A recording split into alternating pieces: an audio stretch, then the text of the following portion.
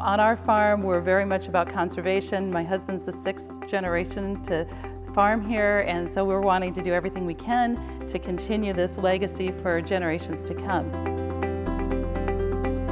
Hello and welcome to this edition of the State of Soy. I'm Aaron Putsey, and we're getting started here in April, and all eyes now and all attention focuses on another growing season, another crop season, and we're on our way to the fields, Pat, and I know in your work with Sun Risk Management, which is a family enterprise in which you're working with a lot of farmers out there, not only in your leadership role with Iowa Soybean Association, but more important, you kind of wear another hat in advising farmers. What's kind of the mood right now of farmers that you're working with?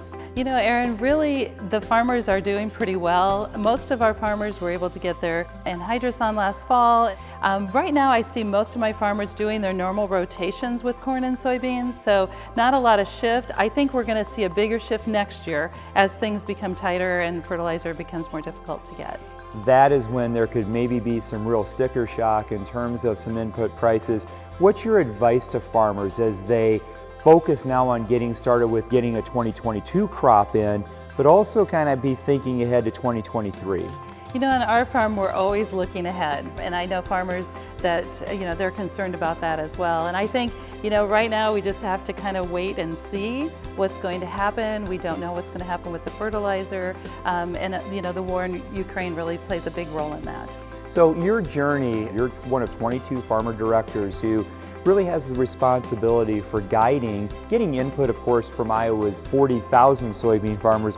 Tell us a little bit about that journey onto the board. I was fortunate to get involved with Iowa Food and Family over 10 years ago as an ambassador, and that was an opportunity to start visiting with consumers about what we're doing on our farm to keep their food safe and affordable.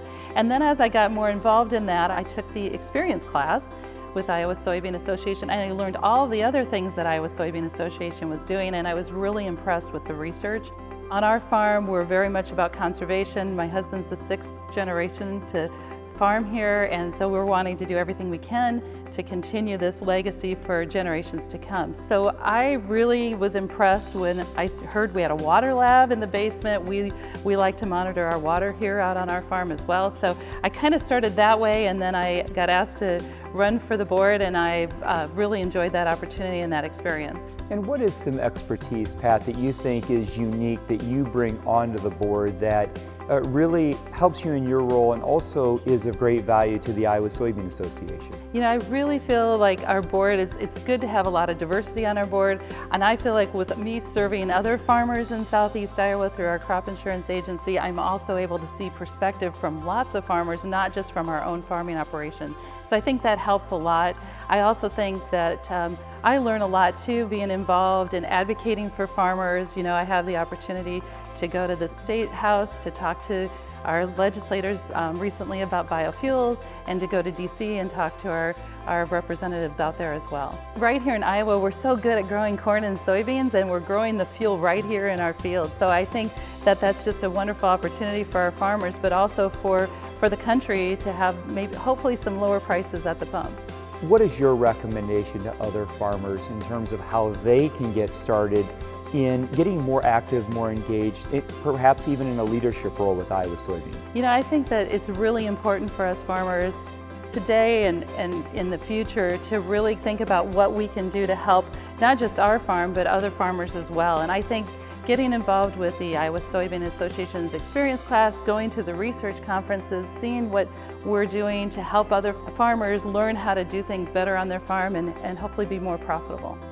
It's always go time for farmers, and there's a lot of ways to get started and get active in the Iowa Soybean Association. It's also soon going to be go time as we get this 2022 crop into the field. Reporting for the Iowa Soybean Association in this edition of the State of Soy, I'm Aaron Putsey.